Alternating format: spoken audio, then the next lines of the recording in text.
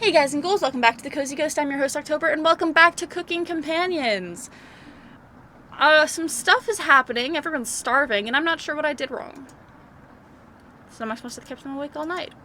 The rain is still pouring outside. You can barely make out the trees from the windows. You hear a stirring of blankets, arms, and legs. Mariah looks petrified. I couldn't sleep, and Atali has bags under his eyes. The storm is too loud. Karen looks out of it.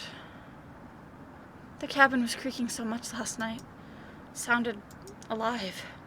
Gregor looks a little gaunt. I got a good look out the window.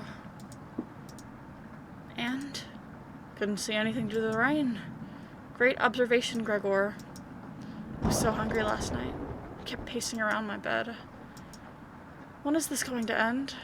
Checked outside the door again. Floodwaters keep rising. Fortunately, we're gonna need to stay put unless one of us wants to drown in rainwater. As soon as the weather lets up, we'll be able to scavenge for supplies. How close is the nearest town? I don't know. Didn't you have a map on you? I think I dropped it while we were running after Gregor. I'm sure it'll show up eventually. Mariah and Anatoly go white as a sheet. How are we gonna find our way back now? Well, have to ride out the storm. Mariah looks at you. We're down to our last slice of bread. I don't know how much longer we can put off eating. The group stares at you. It'll clear up in no time. Maybe you're right. The group looks worried. They all gravitate to an area. You can tell Gregor is putting on fake optimism and Maria is having trouble. Who do you want to speak to today? Gregor.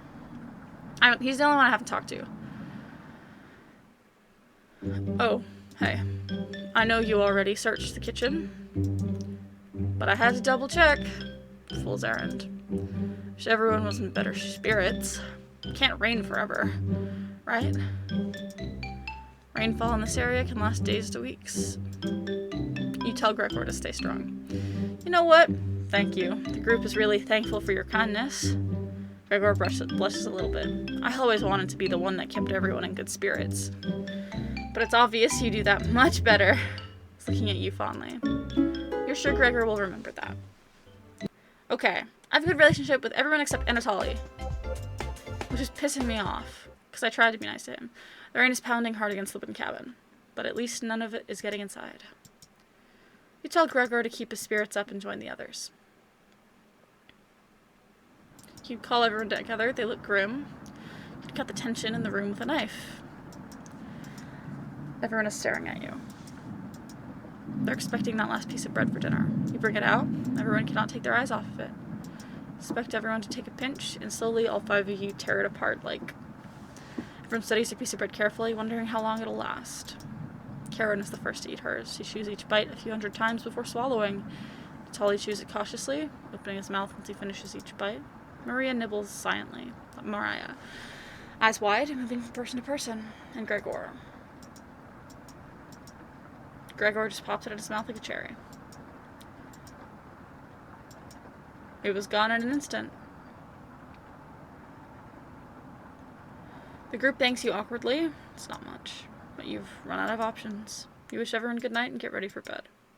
You go to bed starving.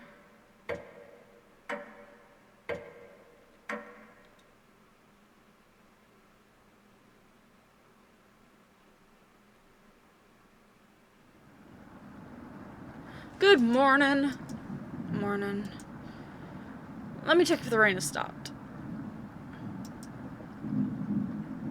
It's still flooding. What are we gonna do? Humans can live about 2 to 3 weeks without food. Water isn't a concern. Rainfall should end in a day or two, right? Actually, precipitation can occur more than 215 days a year here. But do you really think it'll rain that long? Anatoly, it's been days already. What makes you think it'll stop soon? Ugh. Relax, everyone. Let's see how long we can ride this out. Fingers crossed it's done by tomorrow. Panic is slowly creeping in. Everyone's looking scared. But you need to survive. Karen and Gregor begin to discuss next options. Do you want to speak with Mariah in the kitchen or Anatoly in the living room?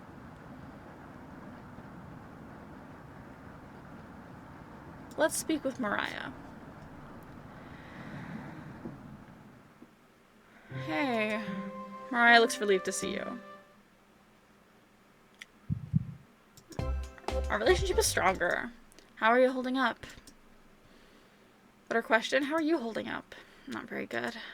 It's very sweet of you to ask. Mariah's looking at you intently. She gets a little closer to you. I noticed you didn't use any meat when cooking.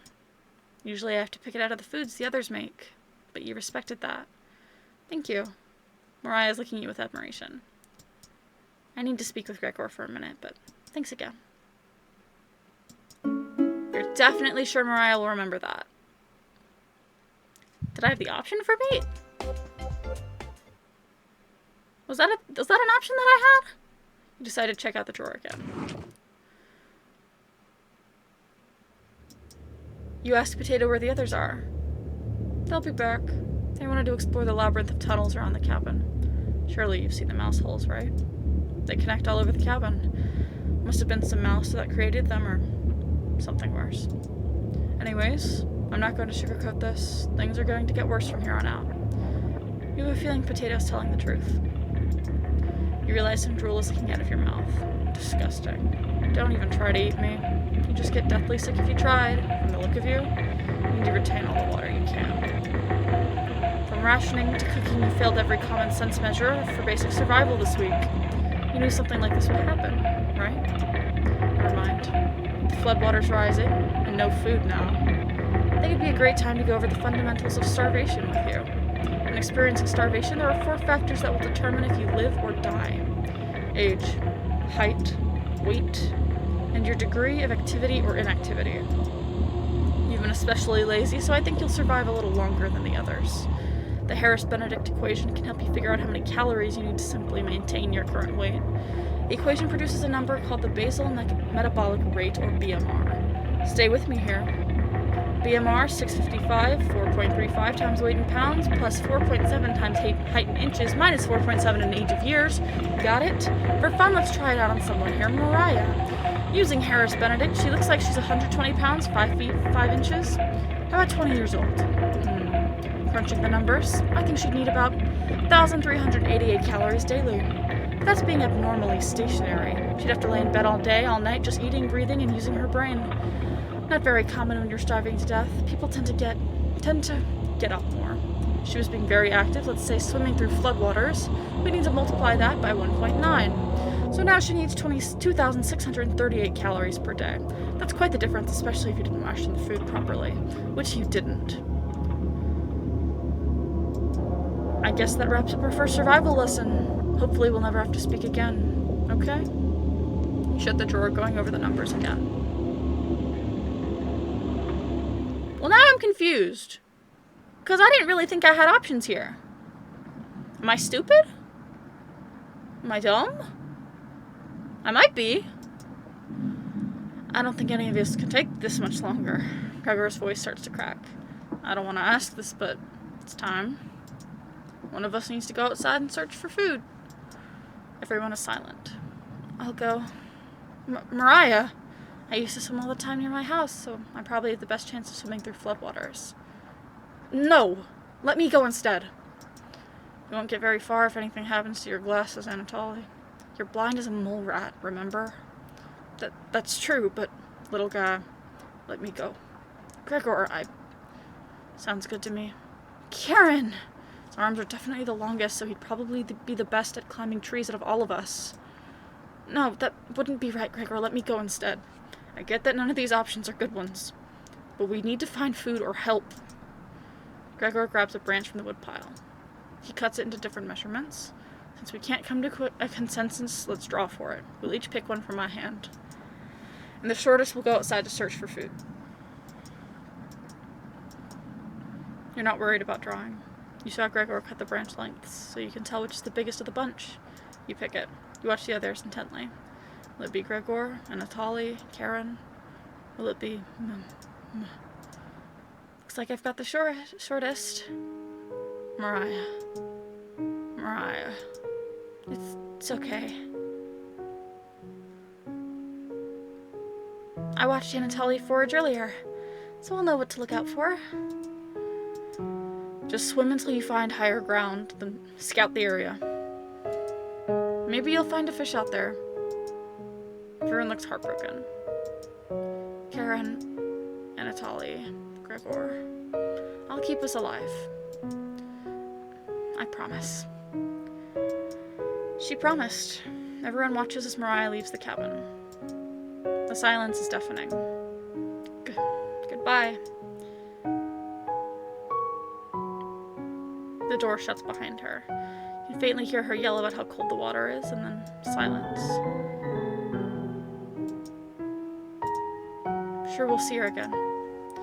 The group nods. Everyone stays up, waiting and waiting. The sun is completely set. One by one, each person quietly shuffles off to bed. Get ready for bed and easily pass out with a strange dream. The two women in front of you could be twins. One of them you recognize, the other is a guest. You ask the guest to sit on a shovel, and you try pushing it into the oven.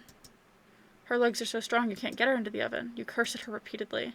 Like this, you hiss. You stretch out your legs until your toes are almost sticking into the coals. You feel 4 hands on your shoulders, and both of them push you in. The familiar smell of smoke and burning hair cause you to throw up on the embers. You can't let it end like this. You rip the metal door off the oven, tearing through the wood logs of the cabin. Screaming, you chase the two through the woods, your burns chill with the wind. The guest looks behind her and her eyes widen when she sees you. She's terrified. Your fury rips trees out by the roots, soil from the ground, rocks from their pits. Never been this angry in your entire life. Their stamina can't last forever. You're gaining on them. So you trample through a field of wheat. The guest throws a piece of cloth behind her. You catch the glint of it in the sun, golden. As if by magic, the earth splits in front of you, creating a chasm of fire below.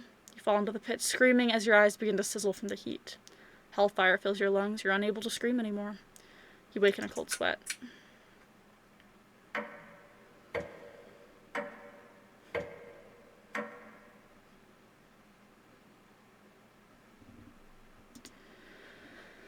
Alright, well, I'm gonna end this episode here. Thank you so much for watching. If you liked this video, hit that like button, subscribe, do all of the things that you can to support this channel. Thank you so much for watching. I hope you have a wonderful rest of your day. Bye!